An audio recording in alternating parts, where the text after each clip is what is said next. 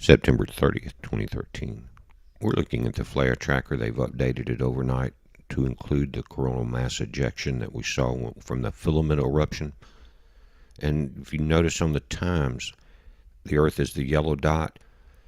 So during the midnight hours of the second and the third is when we will receive the main energy pulse. Now, the protons and electrons, neutrons blasted out in front of that thing immediately, if you remember the chart starting to rise last night. And it was a strong blast, one of the strongest that I've seen from a front side filament eruption. And these charts are continuing to climb. You saw one dip there, but it's going back up as that energy wave approaches the Earth. And anytime it does this, it compresses our ionosphere, and it affects everything from auroras to the earthquakes. This is an extreme.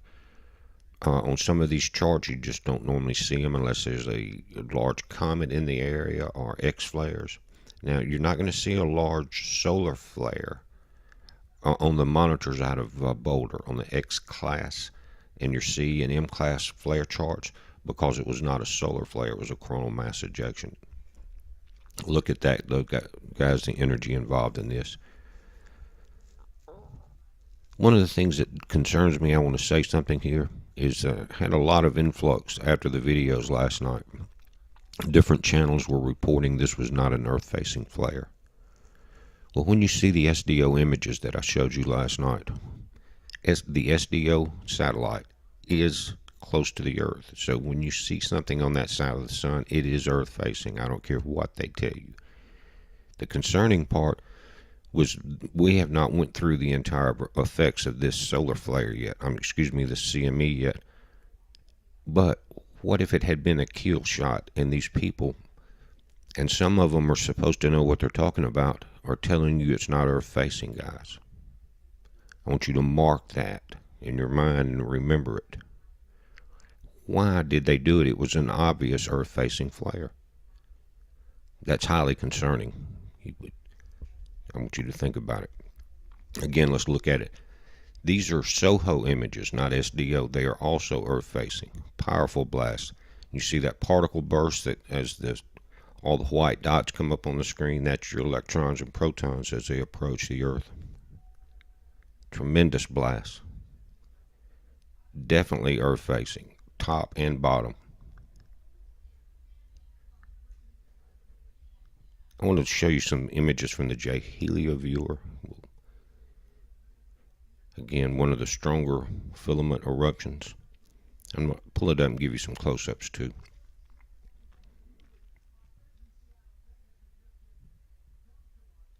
What happens is right in the center as it erupts, it's like a spark on a butane stove, guys. This thing had the energy there, and it just needed that spark, and when it got it, it let go.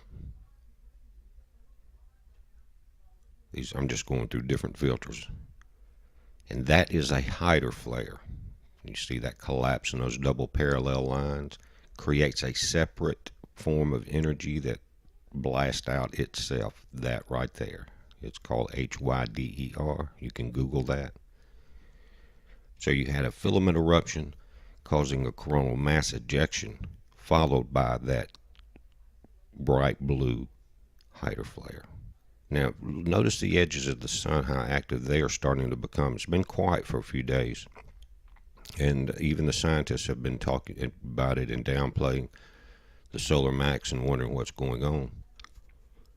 But it seems to be waking up.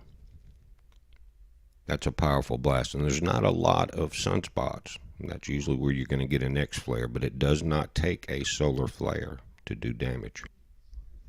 Now, using this filter, I've toned down the center of the sun. You can still see the activity there, but it allows you to highlight the edges, and sometimes you can see some amazing shots. Even though in the top right corner you're going to see an eruption, it's nothing compared to the shadow of the eruption from this front filament burst. But guys, we also, if you remember in the video, we talked about the possibility of quakes from that type energy as it moved across the Pacific Ocean, and we had a 6.5 in Australia, I think it was, or New Zealand. We'll look at the charts before the video's over.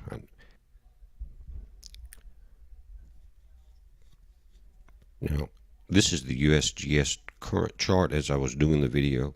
And the strongest quake as it moved across, as we looked at it come across Hawaii, was the 6.5 in New Zealand. There was a 5.0 in Papua New Guinea. But those are not the larger ones. But I was watching for that area, this entire area, to respond to that much pressure. And it's not over. You saw the chart still rising. And the main pulse of that energy will be coming in on midnight of the 2nd of October. So heads up on this, guys. Be safe.